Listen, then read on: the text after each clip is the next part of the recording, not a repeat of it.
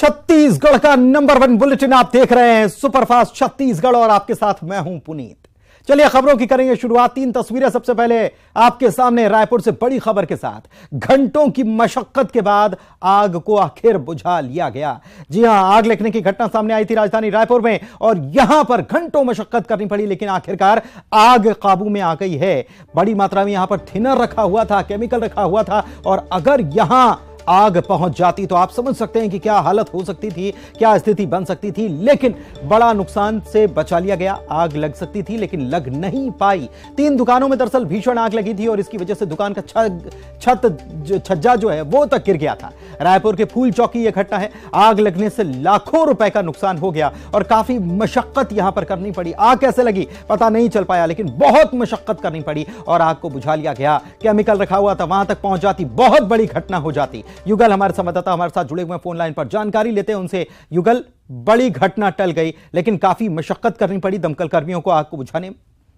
देखिए पुनीत, भीषण आग थी। 3 दुकानों में आग लगी थी और सभी ज्वलनशील जो पदार्थ है वो वहां पे दुकान में रखे थे। प्रिंटिंग के सारे सामान थे और उसमें उपयोग होने वाले पूरे केमिकल का 2 स्टोरेज अलग से रखा गया था। लेकिन फायर फाइटरों ने, एसडीआरएफ की जो टीम है उन्हें सूझबूझ के साथ वहां पर काम किया और जहां केमिकल रखा हुआ था उन तक आग को काटने का मशक्कत है वो घंटों करते रहे और यही वजह है कि अभी जो आग पर काबू पा लिया गया है। हालांकि कुछ स्थानों पर अभी भी कूलिंग करने का काम है वो जारी है। अगर आग की लपटें किसी तरह थिनर और अन्य केमिकल पर पहुंच जाता तो स्थिति और भी विकट हो जाती, विकराल हो जाता।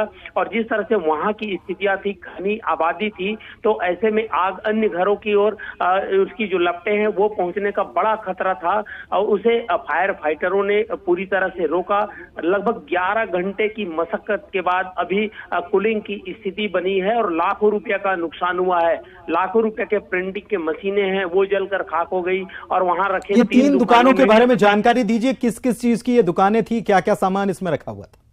देखिए, एक सबसे बड़ी जो दुकान थी जहां काफी कागज के और कार्ड के जो कार्डवेयर था, शादी के कार्ड बनाने का कार्य वहां पर किया जाता था। बड़ी मात्रा में वहां कागज का और प्लास्टिक का भंडारण था और इसके अलावा एक जो किचन का जो सामान होता है वहां पर भी कुल और फर्नीचर के भी सामान कुछ रखे हुए थे और प्लाईज वगैरह भी वहां पर रखे थे। यही वजह है कि जो 3 दुकान जिसमें आग लगी थी पुनीत, सभी दुकानों में ज्वलनशील पदार्थ था और आग की लपटें बिल्कुल बिल्डिंग के बाहर जो निकल रही थी। घंटों जो प्रमुख मार्ग है वो बाधित रहा क्योंकि दमकल से 20 से 25 गाड़ियां हैं, उसमें कूलिंग करने का काम किया गया। बड़ी आग थी, हैवी फायर था और उसे कूलिंग करने में काफी दिक्कत, काफी मशक्कत पूरे फायर फाइटर को लगाने पड़ा।